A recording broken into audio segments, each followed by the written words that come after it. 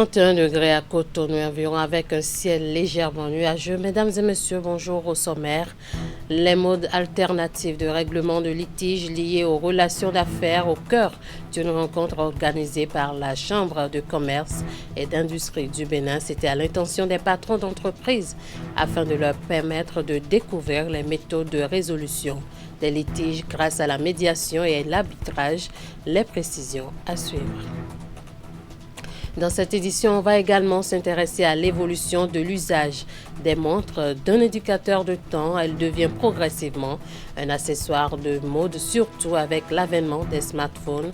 Restez avec nous pour le suivre. Et puis, à la découverte de la gastronomie de la cité des Passais, le Wessodjano est un mets traditionnel très prisé par les habitants de Ouida que par des gens qui viennent d'ailleurs. On vous fait découvrir ce mets dans ce journal. À nouveau, bonjour. La Chambre de commerce et d'industrie du Bénin, CCIB, a organisé ce vendredi une séance d'échange et de sensibilisation sur les modes alternatifs de règlement des litiges liés aux relations d'affaires. Il s'agit d'une initiative qui vise à permettre aux patrons d'entreprise de découvrir les méthodes de résolution des litiges grâce à la médiation et l'arbitrage. Cette séance s'est déroulée au siège de la Chambre consulaire à Cotonou. Les précisions avec Candide Rintor et Rachidi Soubérou. Le litige ne doit plus être un handicap au développement des entreprises. Grâce à cette séance d'échange et de sensibilisation, les chefs d'entreprise et opérateurs économiques sont désormais mieux outillés sur les modes alternatifs de règlement des litiges liés aux relations d'affaires.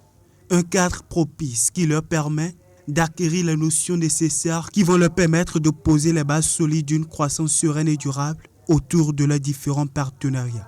On a dû inviter les chefs d'entreprise aujourd'hui et permettre au centre d'arbitrage, de médiation et de conciliation du Bénin à pouvoir passer l'information, sensibiliser les chefs d'entreprise davantage pour que désormais, dans leur engagement de travailler à créer la richesse, ils puissent prendre les dispositions pour que ce défi-là, dans l'évolution, ne souffre pas de difficultés. Au cours de cette session clé pour la pérennité de leurs affaires, ils sont entretenus sur les types de litiges, les différents modes de règlement qui existent, les avantages de la médiation et de l'arbitrage, la reconnaissance et l'exécution de l'accord de médiation et la sentence y compris. Le but final, c'est de faire bénéficier ces avantages parce qu'au nombre de ces avantages, on peut citer la célérité, la confidentialité, la préservation, surtout parlant de la médiation, la préservation des relations d'affaires, ce qui n'est pas du tout acquis dans le cadre d'un procès judiciaire. Ils ont désormais tout pour mieux prévenir, gérer et résoudre les différends et ainsi consolider leur partenariat. À travers le Centre d'arbitrage de médiation et de conciliation du Bénin, la Chambre de commerce et d'industrie du Bénin est ici rassurée d'avoir été claire sur 3 grands aspects: la contractualisation, l'insertion de clauses du CAMEC et la prescription. Élu député à l'Assemblée nationale, Éléonore Yaïla Descamps quitte ses fonctions à la tête du ministère de l'Enseignement supérieur et de la Recherche scientifique. Cette élection au Parlement béninois entraîne ainsi une passation de charge au sein du département ministériel. Elle a officiellement passé le témoin donc à Benjamin Oupati, initialement ministre de la Santé, qui va cumuler, tel que décidé par le Conseil de ministres, ces 2 postes ministériels. C'était en présence de tous les acteurs du système éducatif. Teddy Goudalo, Elvis Tonoukoua.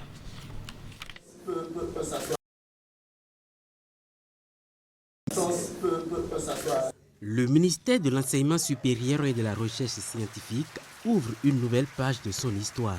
Au cours de cette cérémonie solennelle, Éléonore Yaïla Descamps a officiellement passé le témoin à Benjamin Oupati, désormais en charge du département. Un moment marqué par des civilités d'usage, la signature des procès-verbaux et les allocutions des 2 personnalités. Pendant ces 7 dernières années, vous avez imprimé votre marque au niveau de ce secteur sensible de l'enseignement supérieur pour impulser les réformes hardies qui étaient plus que nécessaires pour donner une autre dimension et une autre visibilité à ce secteur stratégique de notre pays. Dans son intervention, la ministre sortante est revenue sur les actions engagées durant son passage à la tête du ministère, réformes structurelles, amélioration de la gouvernance universitaire et la dynamisation de la recherche scientifique. Elle a salué l'engagement des acteurs du secteur et exprimé sa gratitude aux collaborateurs qui l'ont accompagnée dans sa mission. Nous avons passé le temps à réorganiser de façon institutionnelle et à digitaliser nos services. Dans la même veine, nous avons veillé à l'adéquation formation-emploi avec à la clé la création du centre universitaire d'enseignement professionnel et l'Institut universitaire d'enseignement professionnel métier d'agriculture à Djougou. Prenant officiellement fonction, Benjamin Humpati a, quant à lui, réaffirmé sa volonté de poursuivre les réformes engagées tout en apportant une nouvelle impulsion au secteur. Défis liés à la qualité de l'enseignement, à l'employabilité des diplômés et au renforcement de la recherche, les chantiers restent nombreux.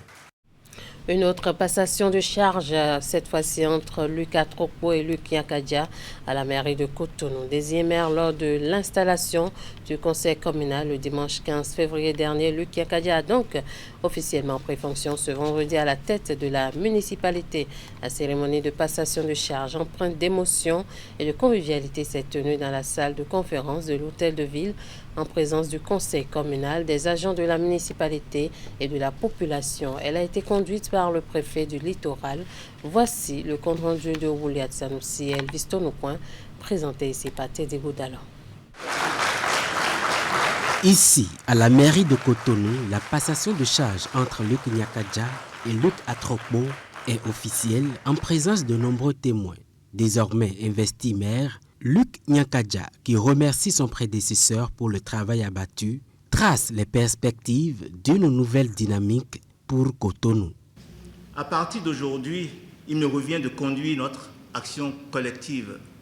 Je mesure les attentes, je mesure les contraintes, mais je sais que l'exigence sera au rendez-vous. Notre ligne sera claire.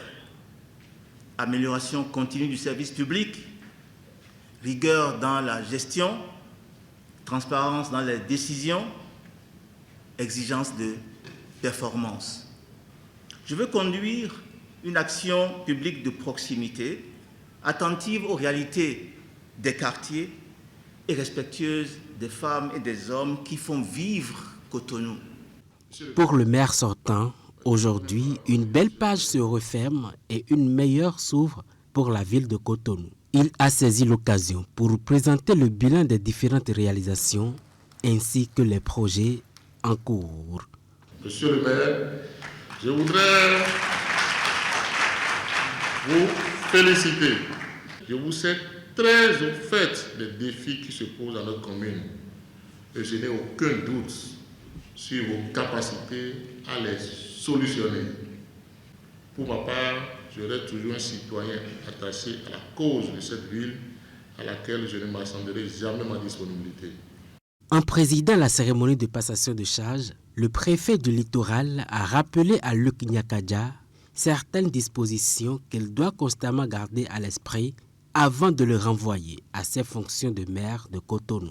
Monsieur le ministre maire, la préfecture de Cotonou sait également pouvoir compter sur vous pour booster le développement de notre chère commune. Le nouveau maire compte sur la collaboration des élus communaux, du personnel de la municipalité et de la population pour relever les défis afin que Cotonou devienne la ville plus écologique, verte, compétitive, inclusive et rayonnante pour tous.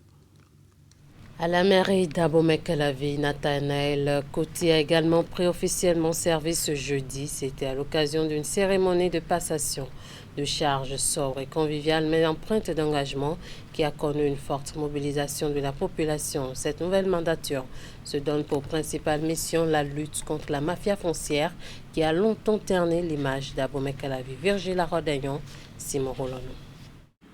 Il n'y a pas de remplacement c'est un ami qui a tendu la main à un autre pour que le développement continue. Voilà l'image forte de cette cérémonie de passation entre Angelo Arwandjinou et Nathanaël Coty. Le second considère désormais le premier, non pas comme l'ancien qui s'en va, mais comme un réservoir d'expérience et une échelle sur laquelle il entend s'appuyer pour réussir la mission commune. Monsieur Angelo Arwandjinou, chers frères et camarades, l'expérience acquise durant la mandature écoulée constitue un atout précieux. Je compte sur votre disponibilité et votre sens du devoir pour accompagner la dynamique de transformation que nous engageons aujourd'hui ensemble. 4 leviers majeurs constitueront les articulations essentielles de l'action publique locale de Nathanaël Coty. La restauration et la promotion de l'esprit de service public, le renforcement de la démocratie locale et la participation citoyenne, la mise en place d'une gouvernance financière saine et rigoureuse, et surtout un point d'honneur sur le changement durable de l'image de la commune d'Abomey-Calavi en matière de gouvernance foncière. Il faut le dire avec franchise, notre commune traîne depuis très longtemps une réputation liée à l'insécurité foncière. Ce constat doit nous interpeller collectivement. Je veux être clair, il n'y aura ni tabou, ni compromission. En étroite collaboration avec le préfet du département de l'Atlantique et avec la Cour spéciale des affaires foncières, l'administration municipale se positionnera comme pionnière du combat pour la transparence foncière. Nathanaël Coty a également promis de relancer au cours de son mandat les opérations de lotissement dans les quartiers encore en attente. Et à l'occasion de cette cérémonie de passation de service, les populations ont exprimé leurs attentes à l'égard du nouveau maire d'Abomey-Calavi. Je vous invite à les suivre. La jeunesse de Calavi est en souffrance et nous pensons qu'en tant que jeune maire qui va œuvrer pour la promotion de la jeunesse et nos attentes au niveau des affaires domaniales aussi, il y a un bon nombre de zones qui ne sont pas recasées. Jusqu'à présent, les 6 années dernières du maire Arwandjinou, ils n'ont pas abordé ce côté. Donc nous voulons qu'ils œuvrent pour les recasements dans la commune de Calavi. Nous espérons que le nouveau maire fasse en sorte que la population de Calavi ait une meilleure condition de vie, un meilleur accès aux soins de santé, que les enfants puissent aller à l'école convenablement, aient de meilleures conditions de travail et que également nos routes soient beaucoup plus éclairées, notamment la route inter-État, Cotonou-Parakou, où les lampadaires ne fonctionnent plus. Nous voulons que le nouveau maire puisse faire en sorte que cette route-là soit plus éclairée afin qu'il y ait moins d'accidents. En tant que jeune, ce qu'on peut espérer de lui, c'est le développement de notre commune. Ceci étant, le développement sur beaucoup de facteurs, dans beaucoup de domaines. Domaines sportifs, socio-économiques, l'emploi des jeunes, surtout la propriété. On peut aussi dire qu'avec lui, parce que j'ai déjà eu affaire avec lui, il peut aussi nous aider à avoir des stades dans les quartiers, pas forcément dans les quartiers, dans les arrondissements, et de petits terrains dans les quartiers, organiser des moments festifs, des loisirs, pour que la jeunesse soit unie, pour qu'il soit un maire rassembleur. Et je le connais bien, je sais avec le temps qu'il va tout faire pour y arriver. Et j'en suis très sûr. Tout autre élément dans ce journal, elle a longtemps dicté le rythme de nos journées. La montre est un symbole de ponctualité et parfois de réussite sociale. Mais à l'ère du smartphone et des écrans omniprésents, la montre a changé de statut. Objet utilitaire hier, accessoire identitaire aujourd'hui, elle oscille entre tradition et modernité. Pourquoi continue-t-on de la porter alors que l'heure est partout? Élégance, habitude ou affirmation de soi? Élément de réponse dans ce reportage. Longtemps, elle n'a eu qu'une seule mission, donner l'heure. Portée comme un signe de distinction, la montre était à ses débuts, dans les années 1500, l'apanage d'une élite. Un objet rare, presque précieux. Puis avec le temps, elle s'est démocratisée, atteignant le grand public. Pour moi, personnellement, les montres servent à regarder l'heure qu'il fait en temps réel. Moi, montre là, c'est une question d'habitude. j'aime nécessairement porter les montres. Pas forcément pour regarder l'heure, mais c'est une habitude pour moi. Si je ne porte pas, c'est que tendance il y a quelque chose qui manque, quoi. Aujourd'hui, si certains continuent de la porter pour sa fonction première, beaucoup la choisissent avant tout pour son allure. Le téléphone affiche l'heure en permanence, mais la montre, elle, reste bien accrochée au poignet, parfois même sans compter l'heure. Porter une montre de valeur, une montre qui vous a coûté excessivement cher, ça donne de l'élégance à la personne, ça donne un caractère chic. Donc c'est tout à fait normal que certaines personnes, elles, ont envie de la porter, mais vous avez aussi, à contrario, d'autres personnes qui peuvent porter une montre juste pour la forme.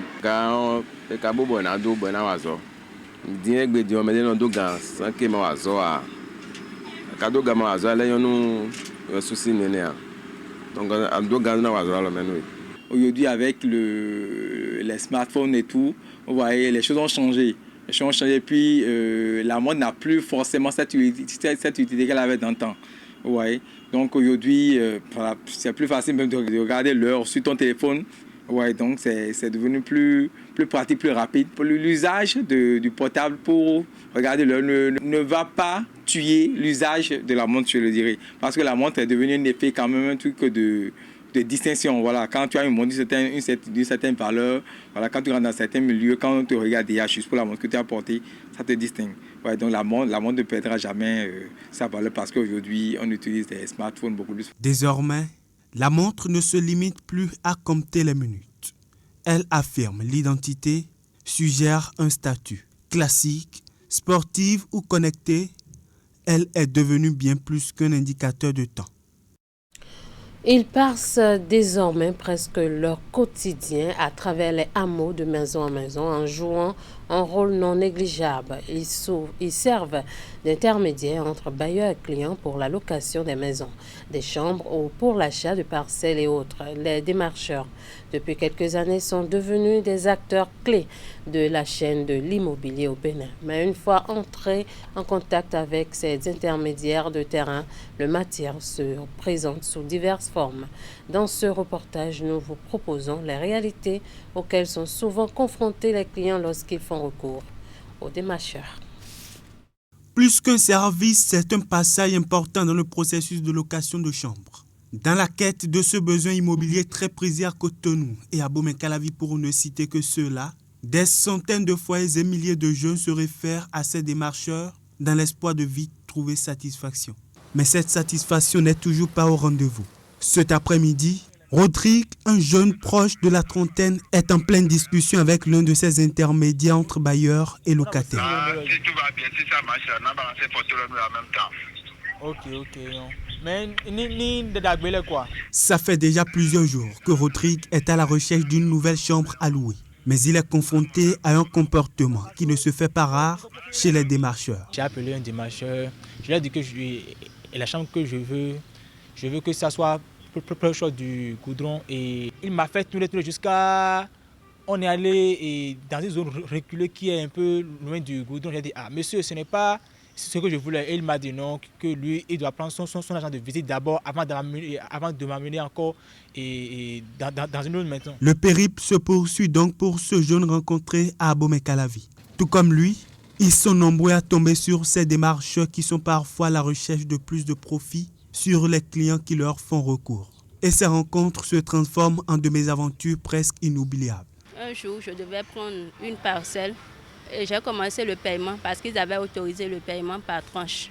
Ils m'ont dit que c'était plus possible d'avoir la parcelle que j'avais choisie au début et qu'ils avaient d'autres parcelles dans d'autres localités. Donc, ils voulaient carrément m'imposer leur choix. Même si la chambre n'est pas bonne, tu es obligé de payer. Voilà, et tu seras en train de faire toute cette tracasserie-là jusqu'au jour où tu trouves la bonne chambre. Nombreuses sont ces situations qui transforment de plus en plus le recours aux démarcheurs en un véritable calvaire pour les clients. Une difficulté qui prend de l'ampleur. Mais on peut leur demander d'être un peu sérieux dans ce qu'ils font parce que nous souffrons tous. Ils n'ont qu'à arrêter de se comporter comme ça avec nous. Un appel pour plus de professionnalisme. Un message à l'endroit des démarcheurs. qui aujourd'hui sont de plus en plus nombreux dans le secteur de l'immobilier. Ils se doivent de relever le défi de la satisfaction des clients avec moins de goulot d'étranglement. Le vice-président de la Cour constitutionnelle, Nicolas Sogba, a accordé cette semaine une audience au directeur régional Afrique du National Democratic Institute, NDI. La rencontre s'inscrit dans le cadre d'une mission préélectorale organisée en prélude à l'élection présidentielle du 12 avril prochain. La délégation est composée de 2 anciens chefs d'État, Jorge Fonseca du Cap-Vert et Catherine Samba-Panza du Centrafrique. On écoute le directeur régional Afrique du NDI à sa sortie d'audience. Effectivement, nous sommes à Cotonou dans le cadre d'une mission d'évaluation préélectorale, une mission du NDI conduite par 2 anciens chefs d'État du continent. Ces 2 leaders ont accepté de conduire cette mission du NDI pour évaluer un peu les préparatifs du scrutin présidentiel qui est prévu pour le mois d'avril. Il est de coutume que les organisations comme les nôtres, qui ont une spécialisation en matière d'observation électorale, puissent envoyer des missions de prospection bien avant le jour du scrutin. Et c'est dans ce cadre que nous sommes là et nous avons estimé qu'il était important, compte tenu du rôle critique de la Cour constitutionnelle, que nous venons à la source nous informer sur les dispositions qui sont envisagées pour que le scrutin se déroule de la manière la plus crédible que possible. Lors des discussions, est-ce que vous êtes satisfait de tout ce qui a été des échanges, parce qu'on a vu que ça a duré quand même, est-ce que les échanges sont fructueux? Effectivement, les échanges ont été très fructueux.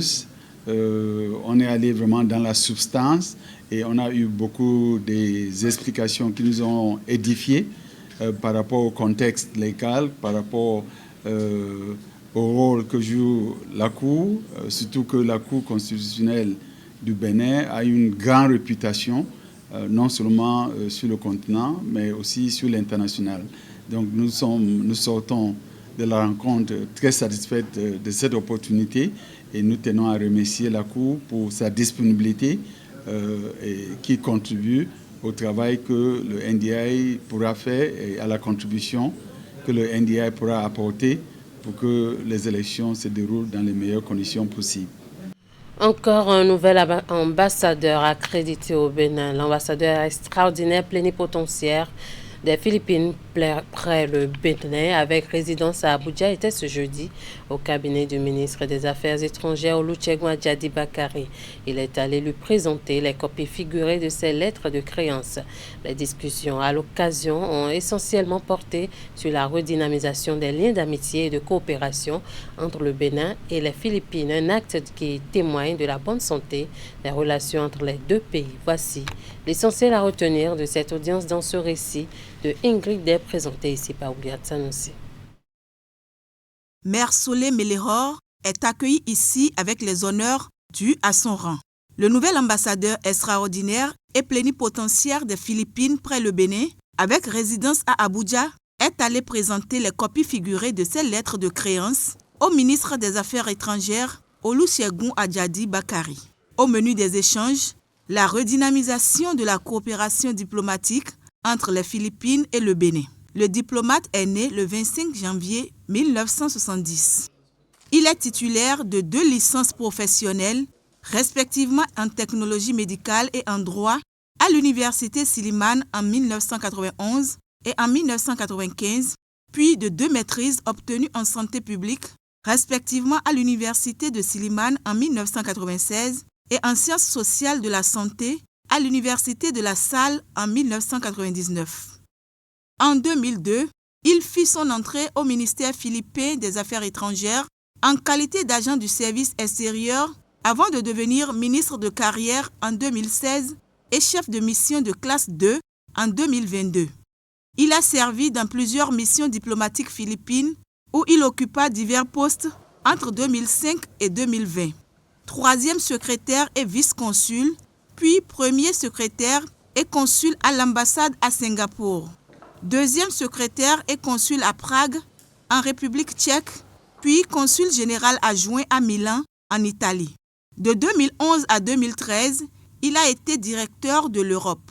secrétaire adjoint, Melehor occupait depuis 2021 le poste de directeur exécutif au sein de la direction des ressources humaines au ministère des Affaires étrangères avant sa nomination en qualité d'ambassadeur extraordinaire et plénipotentiaire près la République du Bénin avec résidence à Abuja. 40 jours de pénitence, de prière et de privation. Mais le carême impose-t-il aussi une abstinence dans les relations intimes aux fidèles catholiques? La question suscite de nombreuses interrogations et nous l'avons posée au père Mathieu Rouyevo, vicaire de la paroisse Sacré-Cœur de Porto Novo. Suivez ici ses explications au micro de Emma Rodon. Le rapport sexuel en carême, d'abord il faut rappeler que c'est strictement réservé au cercle des époux, au cercle conjugal. Pour un chrétien, il sait que quand je ne suis pas encore marié, je ne dois pas me livrer à certaines pratiques. Et pendant le carême, il faut s'entendre dans le couple pour les efforts de carême. L'un des partenaires ne peut pas vouloir imposer à l'autre cette privation-là.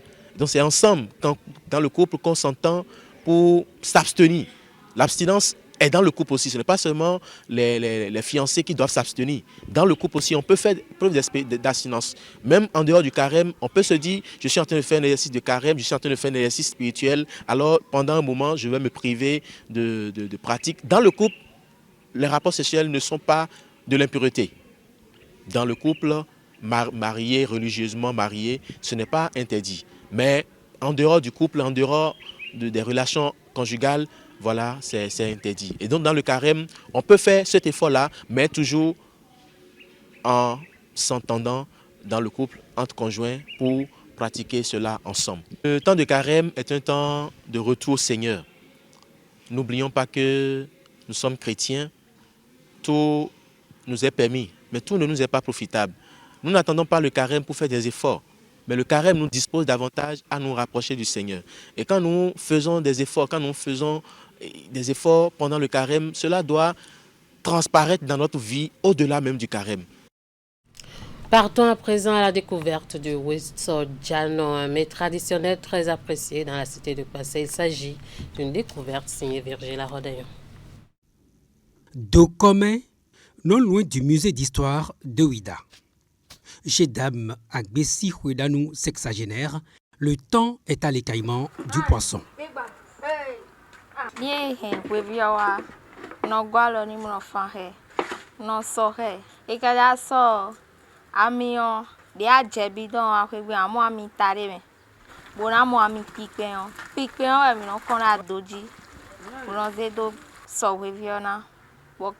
Ta de no lo no ado gbajana pe mi jaja gbagbe o mi na san yoma takin kuku timati tegan won kunle e na fi esin takin mo na wuzu bo isin si me to ma za mi da doji bo be de ma je din danji kaka be na nja. Le Wesso Jano, plat traditionnel et historique de la ville de Ouida, tire son origine de la principale activité des premiers à s'installer ici, la pêche. Aujourd'hui, la plupart de ceux qui perpétuent cette tradition culinaire, comme Agbessi Huedanou, qui le fait depuis 40 ans, l'ont reçu en héritage de leurs grands-parents.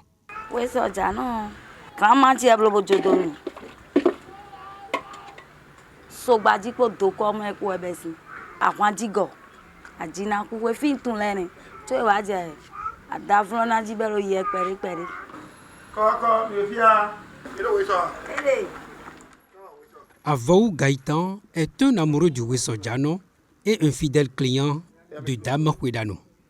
Il vient se faire servir comme d'habitude.